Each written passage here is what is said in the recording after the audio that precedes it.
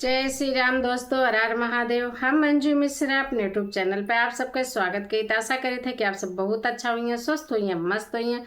तो आज आप सबका एक बहुत प्यारा भजन गीत सुनावे जात है।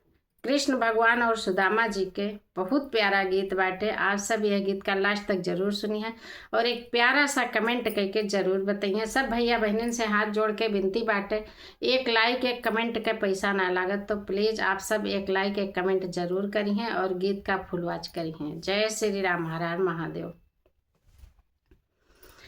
कहते सुदामा के नारी बलम बतिया माना हमारी। कहते सुदामा के नारी बलम बतिया माना हमारी। माना हमारी हो माना हमारी, माना हमारी हो माना हमारी। कहते सुदामा के नारी बलम बतिया माना हमारी।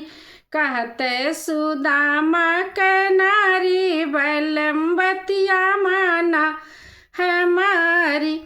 चावल के पोटली बगल में दबाए, चावल के पोटली बगल में दबाए। खींच लिए कृष्ण मुरारी बलम बतिया माना हमारी।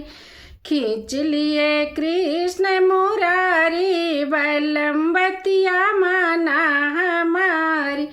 कहती सुदामा के नारी बलम बतिया माना हमारी।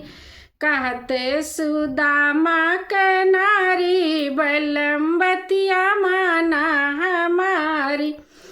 जाई के पहुँचे द्वारिका नगरिया, जाई के पहुँचे द्वारिका नगरिया।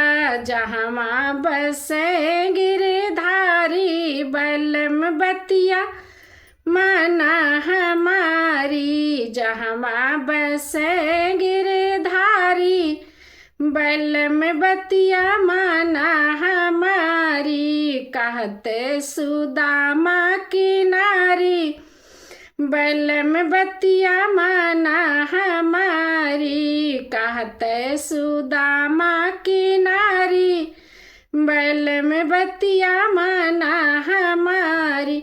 माना हमारी हो माना हमारी, माना हमारी हो माना हमारी।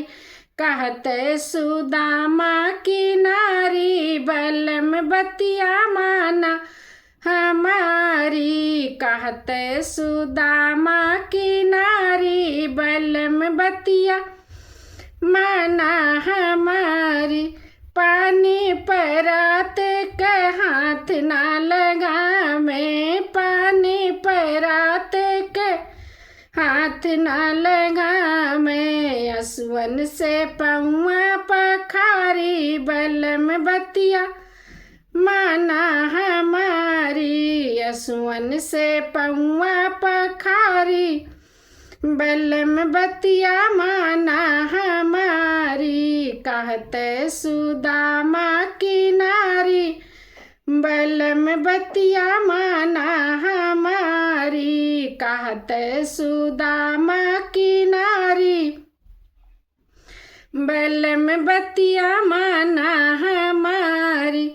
देखे सुदामा के जब गिरधारी, देखे सुदामा के जब गिरधारी। भूल गए सुधि बुद्धिहारी बलम बतिया माना हमारी। भूली के सुधि बुद्धिहारी बलम बतिया माना हमारी। कहते सुदामा की नारी बलम बतिया माना हमारी। माना हमारी हो माना हमारी। कहते सुदामा की नारी बलम बतिया माना हमारी।